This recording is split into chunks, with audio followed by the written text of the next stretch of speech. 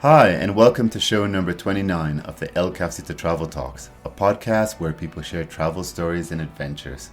My name is Tony Lloyd, and I'm your host. I'd like to thank all the people who've been listening in, people who've made donations so far. For anyone interested in making a donation for any amount, it could even be $1, please take a look at our podcast notes to see how you could do so. I'd like to send some hellos out to people who are listening to us. I could see that we have people listening from France, from Sweden, in Greece, in Croatia, Australia, and many others. Please don't forget to subscribe so you get all the new shows as soon as they come in. Also to remind you that you can also go onto our Facebook site to see the written stories, and if you're someone that likes to write or if you have an idea for a future podcast, please send me an email to elcafecitotraveltalks@gmail.com. Any comments or observations or ways that you think that the show could be improved, please also send an email to elcafecitotraveltalks@gmail.com. For today's show, I sit down with a couple here in Ecuador who started their trip the same day that Ecuador went into lockdown, but that hasn't stopped them from seeing the country and exploring, and also sharing on their YouTube channel their adventures. So please get yourself a cup of tea or a coffee and enjoy today's show. Hi, I'm Julie Knox. And I'm Warren Knox, and together we are Travel With Us by Warren and Julie. Okay, so we're here now in Cuenca, Ecuador. We just met recently a few weeks ago, and you'd like to tell the audience what you're doing in Cuenca, Ecuador, how you got to Cuenca, Ecuador? Well, in the fall of 2019, we made a decision to go ahead and pull the plug and stop working and retire early.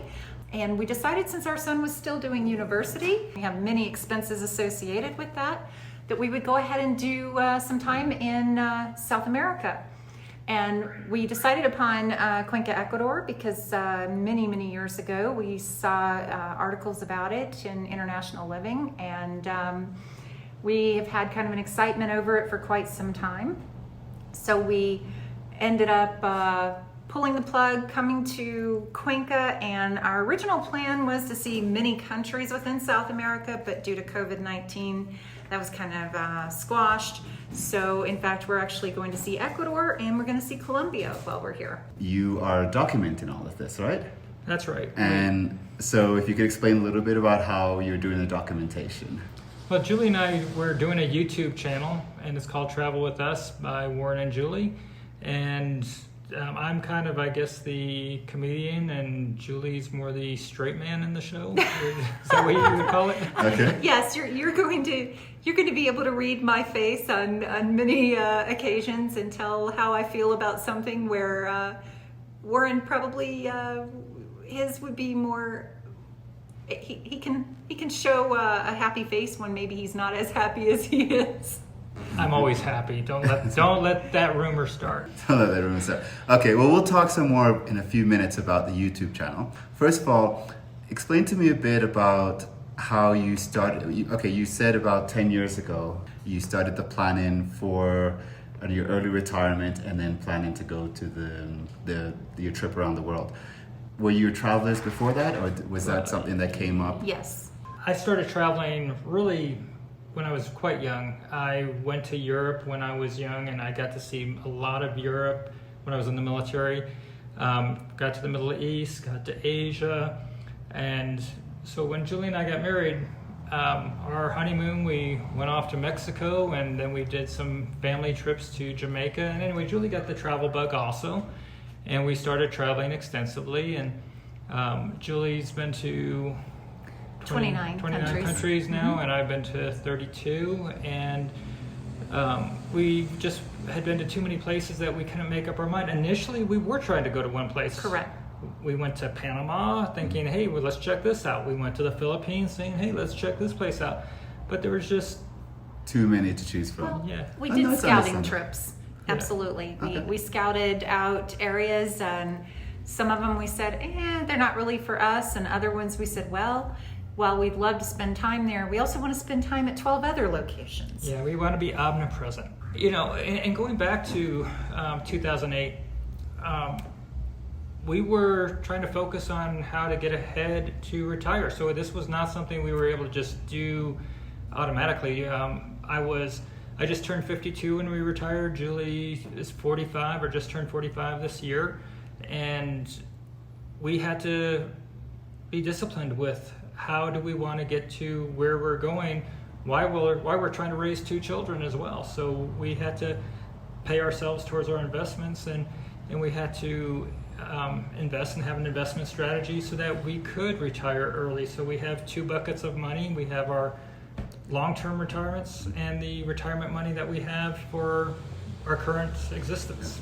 Okay. It's not uncommon for people, I've been in the travel industry for years, to decide, okay, I'm going to go and travel the world, or some people retire early. But right now we're in the midst of Corona. Why did you decide? Well, I know that you probably had made your plans absolutely. Before Corona came down on us. If you know me, you know that I am a planner. I plan everything months and months ahead, just like we just spoke about. My flights are already booked for 2021, way into it. So we actually booked flights in July of 2019. We booked an Airbnb for 6 months in July of 2019. And all of this was for Ecuador. And the funny thing is that if I had not booked the Airbnb for 6 months, we would not have been allowed in this country because they were closing the borders on March 15th. So the only reason we arrived. Correct. The only reason we were allowed at all to board that plane was because of that 6-month reservation. So I guess you could say it worked out, and this is where we were supposed to be. But they originally had told us we couldn't board the plane. And honestly, we felt like COVID-19 was going to be like a 2 to 3 week thing that would hinder us. And then after that, we do our quarantine and life would be back to normal, just like everybody else, I think, in the world did. And so we moved forward with our plans. Well, and we actually did a video on our arrival here on our day 1, but they were literally shutting down the country. We were probably the last Americans, if not, maybe somebody came later on in the day, but I think we might have been the last Americans to land in Guayaquil and be accepted. We were the only Americans on our plane. They took off every other American. There were about 24 Americans that were taken out of line and not allowed to proceed to Ecuador the day we were flying, so that they would have the seats for the Ecuadorians. And that makes sense, but we were technically going to be homeless. We no longer had a home in Florida, nor a car, as of the day before, and we drove down, stayed in a hotel that night, and we were at the airport, bright-eyed, bushy-tailed, to find out that, hey, there's going to be a lockdown. Let's go back a little bit to, when you decided to do this, and you decided to do your world travel. So now we're looking at 2 parts. We're looking at the overall general part of when somebody decides to travel away. And I want to hear a little bit about what your friends and family thought about your idea. And then when you put on top of that 1 layer higher that you're doing it during the time of Corona. I'll begin. My boss, whom I really appreciated and adored, it broke his heart. He knew I was going to leave, but it was hard for him. And many of my colleagues, they were very sad as well. Everybody I worked with. So that's one level. The friends I had made in Florida, those friendships, they have survived, of course, but those people are also very sad because, again, they knew our plans, but once it's in your face, it's, oh my goodness, it's going to happen. My parents have still not accepted it. They do not like the fact that I am not going to be in the United States. For them, they are not worldly travelers. They've made it to Canada, they've made it to the Bahamas, and they've made it to Mexico. But for them, this is foreign, no pun intended. And it's they are used to a family dynamic that everyone stays within probably 100 miles of each other. So for me to step out of that box has been very tough for them. And they've been accepting in some ways, in other ways I know that they are definitely struggling. Okay. And my feelings on this, when people that have not traveled much have a strong opinion against travel, it doesn't really have a lot of weight. Because a lot of people have this idea that if you're not in the United States, everything else is dangerous. But you know what? If you're outside of the United States and you look at what's going on in the United States, you think, wow, the United States is dangerous. So, you know, I've been to Bosnia and I liked it. I've been to a lot of places that people still remember the news from 20, 30 years ago, and that is still what they base their opinions on. When things change, the world changes, and when you're out there experiencing the world, you see that people are generally good when you go places, they're friendly, and sometimes the news overhypes situations to make news, basically. And sometimes I think the news is there to create news rather than report it. And so they might make something bigger than it is in different countries. But we've been to a lot of places that people think it's dangerous, and we've walked around and felt completely safe, and we are not threatened. And Cuenca, Ecuador, people think Ecuador is a third world country, and it is, but it's also a very nice country, and it's a safe country. It's one of the safest countries in South America, and Cuenca is one of the safest cities in Ecuador. I feel better walking the streets here in Cuenca at night if I'm alone than I do if I'm going to be walking in probably 2/3 of the United States primary cities. Okay. And what did your friends and family, your parents, what are their side on this? Well, my world's a little bit different than Julie's. I was in the military. I traveled a lot. When I was a child in school, I moved around from school to school a lot. I went to 13 different schools as I was a child growing up, so I had to make a lot of new friends as I moved from place to place. I had some stability in my high school years, but I've been prepping people in my life, or that my friends, they all knew that I was going to be leaving the U.S. eventually to go travel. And you know, this is a 10 to 20 year idea of us traveling, and we don't know where we might eventually settle down, but for now it's 10 to 20 years of traveling. My mom is actually living in Colombia, so she's not afraid of the danger of Ecuador. Absolutely not. No. She she heard us talking about traveling for quite a long time, and she decided, she actually got in front of us on this. She moved out in December she ended up in Colombia in December of this past year, and so she actually beat us out the gate. So she is on our list to visit when we go to Colombia. So that's why, while we had to cancel a lot of our South America leg, we decided Colombia is a must because my mom's living there. Well, and to circle back to what your other part of your question was, how did they all feel about us leaving COVID-19? The interesting part of that is not too many people were really concerned about COVID-19 at the point where we were leaving. Okay. They were just, the world was just starting to show a little bit more and more concern, and the president, I believe, shut the border down on March 13th into Europe. Yeah, but overall for us, COVID-19 really wasn't even on the radar, and I hate to say that, but I'm not a person that really watches the news a lot, or at least I wasn't, and so we weren't concerned. Okay. How did you decide to do a YouTube channel? You just sort of mentioned a little bit about it right now. Well, when we started doing this YouTube channel, it's one of the things I'm hoping to enlighten a lot of Americans out there about what it's like in other places, to show them what it's like to live places, what the people are like, the cost of living, and that you don't need to be afraid of the unknown, and sometimes embrace the unknown. Go for the adventure and embrace life. I was watching some of your shows. What I noticed is that you still were going about Ecuador. You've been to Cotopaxi, you've been to Vilcabamba, you've been to all these different places. So what's it been like trying to get to these places? Because some of these places I honestly thought was closed until I saw it on your video. I can take that one over. We have some dear friends we've made, and we have truly forged some friendships here. And these people own a car, and we decided to band together and do these trips together. And so we split costs, we did things, but it wasn't about them having a car. It was the fact that we have so much in common, and we're looking so forward to spending so much time with them, because they are actually going to go to Europe next year also. Okay. And we're going to do a lot of travel with them. A lot of these places were barely open. We were the lone tourists, and we were the tourism in town. We were. And Cotopaxi, I believe the hostel had just reopened, if I'm not mistaken, about a week prior.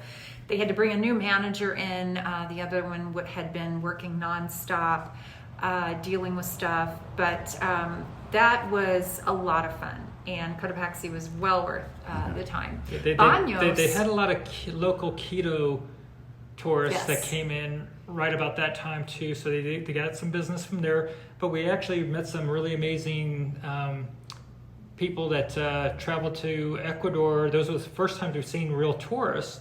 We saw a lady and her daughter that came. That her daughter was an entertainment attorney in LA, and she was from Canada. And they came in, and they're doing like a 3-week run around Ecuador, and they were surprised to see us because they heard somebody speaking English, and they hadn't seen American tourists since they started their little trip. The Amazon, of course, we were. Okay. We're going to talk about your Amazon trip. The lone people. We'll talk about your Amazon trip in a second. But just like if somebody's listening to us, well, somebody's listening to us right now. So somebody maybe in the States or in Europe, somewhere else is listening to us right now, and they're thinking, because people are at that point now where they're starting to say, should I start to travel? And I know that the airlines are starting to receive people now. So it's not like the day you got in here where you were the last Americans to come in. Now people can actually come into the country. What would you say to them? Would you suggest that it's okay for them to come and travel? I absolutely would. And being a little bit of a germaphobe, which of course is kind of a contradiction when you're a traveler, but right now, everything's so clean. I mean, you walk into a place, your hands sanitizing, you're putting a mask on. I mean, things are being cleaned every moment, and it's probably the absolute best time you could possibly travel, to be honest. Even when we arrived on March 15th, 90% of the plane was wearing masks, and that it was not an obligation. It was not mandatory at that point. Just if you're coming here, and if you're one of these people that for some reason doesn't like wearing a mask, well, you got to wear a mask here, and most people here accept it. I've got no problem with having to wear the mask and follow the rules. This country needs tourism. There's a lot of restaurants here and hotels that are hanging on by a thread, and so you would be so welcome to come here and to hopefully bring some money into their economy. So I definitely would encourage you, if it's within your abilities and your desires, to come to this country. This is probably a great time to come. Your dollar goes a long ways, and you'll be treated very well by the Ecuadorian people here in the hospitality industry. Okay. So let's go back to the jungle. We're laughing at that one. So as we know, when you travel as a couple, sometimes an experience could be one person likes it more than the other. And I think something about the jungle. So Warren, do you want to start? The Amazon was definitely something I had within my grasp, and I wanted this. And I wanted a real experience. And you got one. Yes, I'm prior military. There's many times I sat in the mud and had camel paint on my face and sweat my butt off and had to wear clothes multiple days, and I could deal with that stuff. Julie, if you ever saw the show Private Benjamin, yes. She's my Private Benjamin. She is she likes to have a little bit more luxury, or I shouldn't say luxury. She'll go bare bones at times, but she likes to have some hot water and a clean room and some air conditioning if it's going to be hot. But I really like the grittiness of the adventure we had in the Amazon, and Julie was a trooper. She went outside of her comfort zone, and it probably showed a little bit in the videos, and she did have a stomach issue going on at that particular time as well. So you'll see that she was getting some of the local indigenous treatment on how to deal with stomach ailments. She got a shower with a bunch of leaves, or a bath with a bunch of leaves. Wayusa. Okay, so needless to say, you enjoyed your trip in the jungle. So now I'm going to go over to Julie.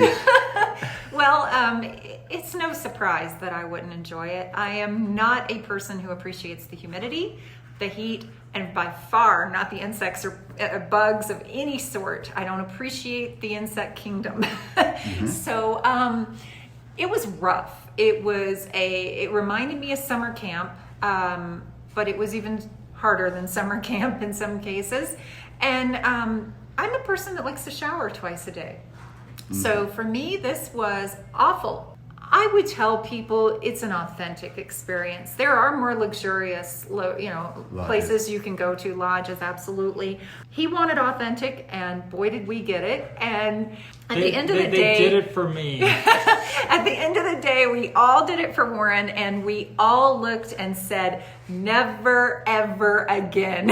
Okay. Warren did not say that. Warren did not. I think the important part of that is that when you do these trips, that there's always going to be some things that one person likes more than the other. That's so the next time, he could just go by himself the next time. I agree. In that part of the journey. Wholeheartedly. I will go to the spa. Next was when we did the Cotopaxi, and we were up in sub-freezing weather with 40, 50 mile an hour winds.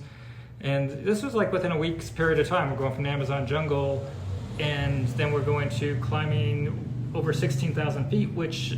That was an accomplishment. And in contrast to the Amazon, would I do that one again? Absolutely. I actually would like to do that one again, but I probably never will. But it was amazing. Okay. It was worth it. Well, when you're traveling, you have to pick and choose your adventures. You do. Okay. Was there a moment where you were just like, what am I doing here? Maybe we should go home. Yeah, I mean, a two-parter here. The first one would be COVID-19. We're locked down. I'm feeling so sad that I'm not able to go anywhere. I didn't understand the rules and the laws completely. I'm in a different country. And I feel like, because I wasn't watching anything in the United States, that they're free to do as they please. And I feel like I'm locked in. Mm-hmm. I then make a phone call to the United States to a friend of mine, very special friend, and she very much lets me know, Julie, we're in the same boat as you are. The second part of that would be having the parasitic issue I had. I was terrified not having a U.S. doctor, but I will tell you, I've actually been able to just use a pharmacist, and I am now well. So, you adapt. It's a matter of working toward adapting. Okay. And for a little while, yes, I was in panic mode. But this country's beautiful. The diversity, the landscape. I mean, the amazing thing is you can go from the beach to the volcano summit in a day. Wow moments. As far as wow moments, we did the Cajas. Oh, they're gorgeous. And right above Cuenca here, and when we went up there, it surpassed my expectation, and my mind was blown. And I think it came across in the video we did on the Cajas. I think it did. I don't know, maybe it was lack of oxygen too. Maybe I was going through like a high or something. But yeah, it was magical up there. And, yes, it was. And we got to share it with some really great friends that we made here in Cuenca that went on that hike with us. And it was just such a pleasure to get up there, and it was unexpected. Absolutely. And the Andes, everywhere we turn as we've explored the Andes, whether it's volcanoes or different mountains or valleys, it's just an incredible place. The landscape is just incredible. Well, and for me, one of the wow moments would be Baños, Ecuador, the Devil's Pail waterfall. And honestly, I'm sorry, I don't remember the words in Spanish. Pailón del Diablo. Gracias. That to me was amazing. It was just gorgeous. And we were treated to be able to go to this restaurant right near there. And my goodness, in the United States, that would have cost an absolute fortune. And I think lunch that day was $10 for an amazing soup for me and a specialty salad for you and juices. And it was just awe-inspiring. Okay. And there's a little crack that I climbed up in. It's called the Crack to Heaven that goes up behind the waterfall. And that was also one of those really, really cool moments.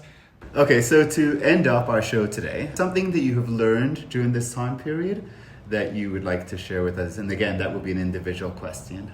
One of the purposes of our video is to show the cost of living, the quality of life, and to kind of open horizons to the people in America, Canada, Europe, the world, to what it's like to go places or to visit places.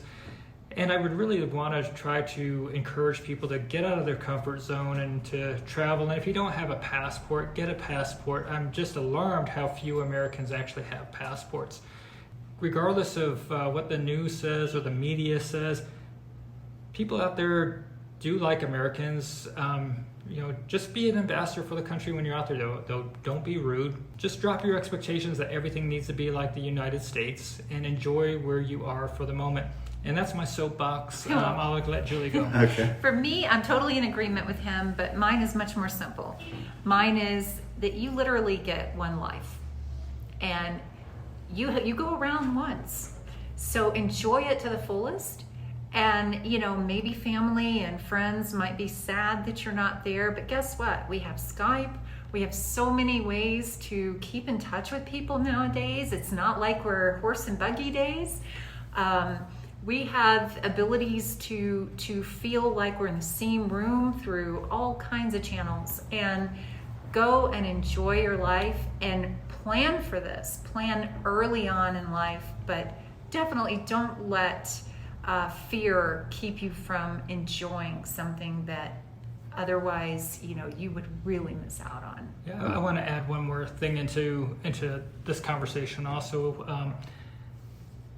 One thing I know is greed or trying to keep up with the Joneses. I've worked with a lot of people, and some people just feel as though they just need to keep earning and earning and earning, and will work themselves to death.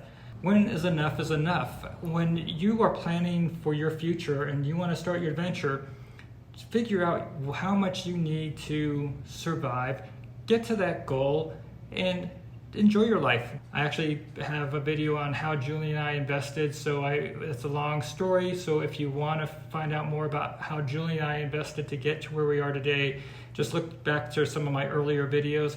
But yeah, try to enjoy your life. Okay.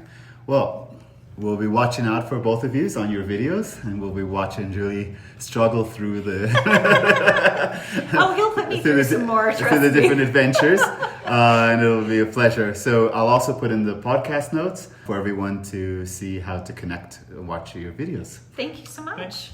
Tony, it's a pleasure. Absolutely. Thank you for listening in. Hope you enjoyed the show. Please take a look at the podcast notes to see the link to Warren and Julie's YouTube channel. Hope you enjoy it. If you have not done so as of yet, please subscribe on any one of your podcast providers so that you get all the updates as soon as they come in. Take a look at our Facebook page so you can see all the written stories, and if you're someone who likes to write, or for an idea for a future podcast, please send me an email to elcafecitotraveltalks@gmail.com. Comments or observation could also be sent to that same email, which is elcafecitotraveltalks@gmail.com. If you're interested in doing a donation to this show, it could even be $1. Please take a look at the podcast notes to see how you could do it. I look forward to seeing you here sometime at the El Cafecito in Cuenca, Ecuador. Please stay safe. All the best.